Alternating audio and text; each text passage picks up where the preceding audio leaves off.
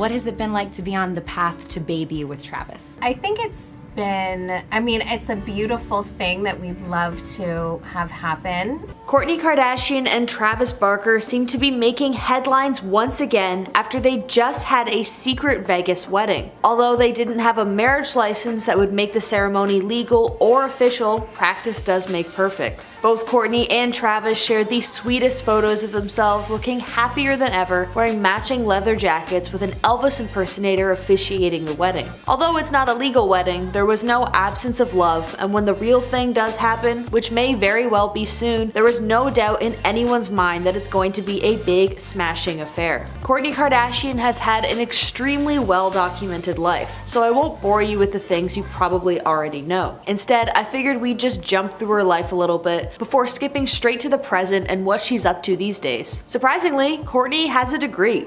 Although she grew up in Los Angeles, she moved to Dallas, Texas to enroll at the Southern Methodist University. She dropped out after 2 years and decided instead to move to Tucson, Arizona, and completed a degree with the University of Arizona for theater arts and a minor in Spanish. She went to school alongside Nicole Richie, who starred alongside fellow socialite Paris Hilton on the television show The Simple Life. Kim Kardashian, in a small world kind of way, was Paris's personal assistant around this time too. In 2007, like the rest of the Kardashians, Kourtney was thrust into the spotlight when Kim's adult video with her boyfriend Ray J at the time got leaked and became a massive hit. Later that same year, the Kardashians, alongside their stepmother Caitlyn Jenner, who at the time was Bruce Jenner, were commissioned for a reality television series called Keeping Up with the Kardashians. In 2011, Kourtney also made her acting debut with a guest performance on the ABC soap show called One Life to Live, where she played an attorney, like her dad. She stated in a later interview that, quote, "I thought I'd only have 2 lines, but my script is so long. I'm not an actress." And she was right. Her acting career definitely didn't take off after that, with critics panning her performance. Although she did say that she grew up watching One Life to Live, and to play a role in it was a lifelong dream of hers that she was grateful to fulfill. In March 2012, after they had spent some time promoting a weight loss diet supplement called Quick Trim, Kourtney, Khloe, and Kim were named in a $5 million class action lawsuit against the company. They were accused of false and deceptive marketing claims alongside the company itself. The supplement didn't work, and there was no proof of it ever working, but it was promoted as a successful weight loss pill by the Kardashian sisters, who basically insinuated that their bodies were solely due to the pill itself. The company ended up settling. In 2005, Kourtney Kardashian and Scott Disick got together after meeting at the Girls Gone Wild's creators' home for a house party. Although they themselves never got married, they do share 3 children. It seems like the reasoning behind never getting married was largely due to Scott being unable to quit his drinking and partying, despite Kourtney's wishes for him to settle. In early 2010, Kourtney and Kim temporarily moved to Miami, and during their time there, Kourtney attempted to get Scott out of drinking. He regularly attended therapy and did temporarily stop drinking, wherein the couple reconciled and continued their relationship. That being said, it didn't last very long and became one of the main reasons why they didn't end up working out in the future. In fact, in 2007, Scott was going to propose to Kourtney. He bought a ring and everything, but Kris Jenner quickly put a stop to it. He proposed twice to her, both times being rejected. The first time, Kris convinced Scott and Kourtney to wait and see how things shake out. In fact, they were going to get married in Las Vegas, much like Kourtney would later do with Travis Barker. And then, a few months later, Scott proposed to Kourtney in a New York City restaurant, but she turned him down again. Quote, "I think I asked her to marry me. It was really weird. I don't think we told anybody actually. It was somewhat cute. And then we just got scared about media and this and that. And we were like, let's just put the ring aside and we'll talk about it another day." We never spoke about it again.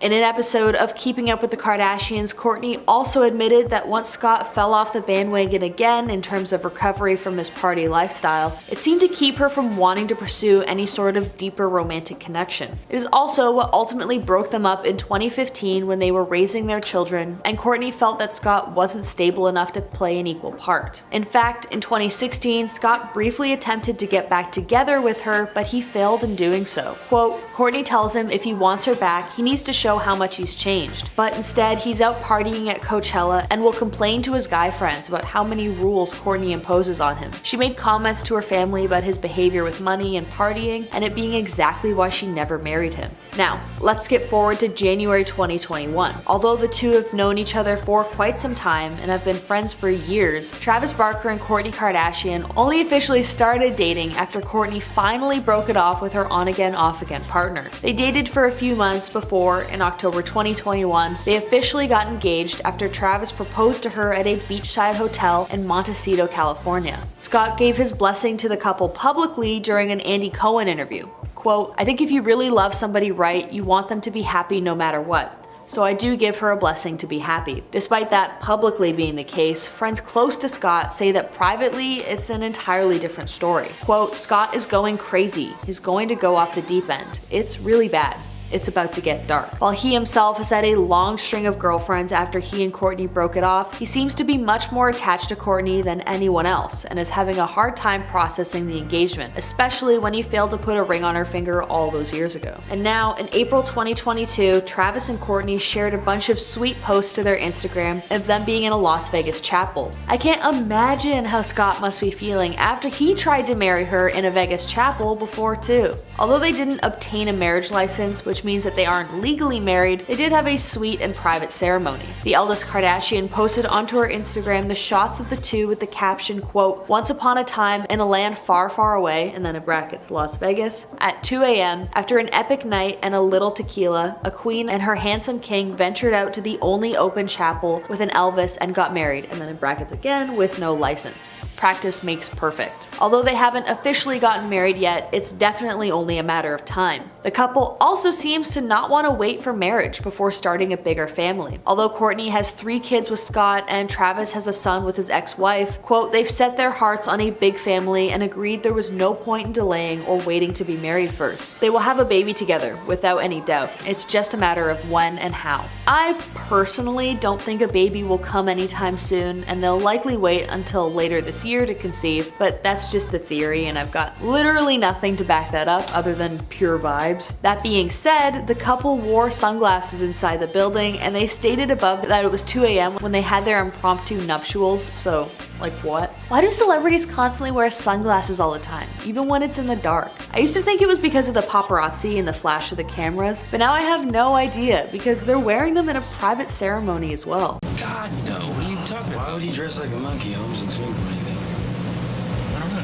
Don't be a dick. Get the I'm sorry, they just kind of sprung it off my bus. So it's official. Kourtney Kardashian and Travis Barker are finally legally married to one another as of this past Sunday. Although he and Kourtney had a fake wedding earlier this year in Las Vegas, they did not officiate it. But this time they've officially signed the documents and are legally married in an extremely intimate ceremony. Their family weren't even in attendance. It was very bare bones with just their bodyguards and a few witnesses to sign for the happy couple. Likely they'll have a big bash later in the year, but the official documents have all been signed. That being said, it was recently revealed that Travis used some rather creepy methods to sway the Kardashian to see him as a potential love interest. Travis Barker was born in California and began learning the drums at a young age. Although he was involved in many other musical pursuits and interests, he always gravitated back to the drums, stating that he always felt more connected to that instrument as a method of self-expression. After graduating from high school, the musician worked as a garbage man in Laguna Beach to support himself while he played in punk rock and ska bands throughout the 90s. While in a ska punk band called the Aquabats, they toured nationwide with a San Diego band called Blink-182. The drummer for Blink announced that he was going to leave the band to pursue other ventures, so they enlisted Barker to fill in as drummer. He had no time to practice with the duo because of being on tour, so he had to learn the drum tracks for the 20-song list only 45 minutes before their first show. He performed it flawlessly. An Aquabats band member recalled seeing how Blink worked with Travis and stated, quote, "A few of us were standing by the stage and I vividly remember the feeling of this is the new Blink. We should have looked for a new drummer right then because it was so obvious what band he belonged in." Once Travis officially joined Blink-182, they released the album Enema of the State. This album catapulted the band to stardom, leading them to become the biggest pop-punk band of the era. The album sold over 15 million copies worldwide and had a considerable effect on pop-punk music. It also allowed Travis to start his own punk rock clothing line that was really in line with the skating community in LA and its aesthetics. Around the early 2000s is also when Travis had his first baby with ex-Miss USA Shanna Moakler. The pair would divorce only a few years later, and despite having kids at home, Travis was seen frequenting nightclubs and photographed making out with people like Paris Hilton and other top female stars from the early 2000s. The partying and substance use was so prolific in his life, however, that Barker would become addicted to painkillers for his excessive usage. It was also during this time that Travis began working in the DJing scene, finding moderate success there. In 2008, during a tour for his solo DJ act, Travis took a private plane to South Carolina. The trip was seen as a special occasion because they've never been on a private plane before. Travis even invited his ex-wife with him, but she declined because she, quote, had a weird feeling about leaving their children. Interestingly, Travis is known for his fear of flying, only doing so when absolutely necessary. Despite this, he still embarked with excitement for the private jet. Just before midnight, the plane was taking off when the passengers heard a loud bang and sparks started flying from the plane. The plane lost control and hurtled through the airport's fence, across a highway, and crashed into an embankment. The only survivors of the plane were Travis and another DJ who suffered serious burns. They were transported to a hospital under critical condition. Travis's personal assistant, bodyguard, and the two pilots all passed in the crash. Less than a year later, the other survivor, the DJ, would tragically pass from a substance overdose. Barker spent over 11 weeks in hospitals and burn centers, recovering from his injuries. He had to have 16 surgeries and numerous skin grafts. The pain got so bad that he begged for his friends and doctors to end his life. He also developed severe PTSD from the crash, made worse by the fact that he had convinced his bodyguard to join him, who initially did not want to go. The accident led to a Blink reunion tour, and Travis decided to free himself from his addictions, going clean and finding a passion for fitness. Barker has also not flown since the incident, instead choosing to travel by himself on a bus or taking a boat when touring in Europe. Currently though, Travis has tons of projects on the go and remains extremely active in the scene. In 2020, Barker signed his first musician to his new label and worked on a collab project with rapper Machine Gun Kelly. The two are super close and consider each other best friends. He also very recently, back in November 2021, signed Avril Lavigne to his record label. In his personal life, Travis has had a few wives throughout the years. He very briefly was married to a woman for only 9 months before they got divorced when they were both very young. He later married ex-Miss USA Shanna Moakler in a Nightmare Before Christmas gothic themed wedding that was so early 2000s. The couple had 2 children together and even starred in a reality television show together called Meet the Barkers that aired for about a year on MTV. The relationship officially lasted only 2 years, with the couple filing for divorce in 2008. They made their statement of divorce on MySpace, and despite the outward separation, the couple tried multiple times to continue dating, with none of the attempts truly working. Despite no longer being together, they co-parented their kids and even lived together up until 2014. The two remain close to this day, even though they are both dating other people and sometimes have hiccups. Well, Travis Barker came right back into the spotlight once he started dating Kourtney Kardashian. They got engaged a few months into dating and then had a commitment ceremony, which is not legally binding, that took place at 2 a.m. after the 2022 Grammys in Las Vegas. They had an Elvis impersonator officiate the wedding, which no one else besides their bodyguards to witness it all. Kris Jenner also revealed that she's been told to be extremely tight-lipped about any wedding plans. Quote, "If I say one thing about a wedding, I am gonna be in so much trouble." And now, just a few days ago, Travis and Kourtney similarly got married again in an equally private ceremony, yet this time it made the couple legally bound. The wedding was officiated and the two signed the documents to be legally husband and wife. They legally got married in Santa Barbara with a few close friends and family members in attendance. Quote, "They had to legally get married first ahead of their big Italian wedding, which is happening very soon. All the details are set and the whole family, including all the kids, are very excited." So I guess this must be 2 out of 3 weddings for the couple, with the third one being the big lavish one everyone expects from a Kardashian. Although the source stated that the wedding will be happening very soon, we haven't been given an official date and likely won't be to minimize the press on the big day. But on the latest episode of Keeping Up with the Kardashians,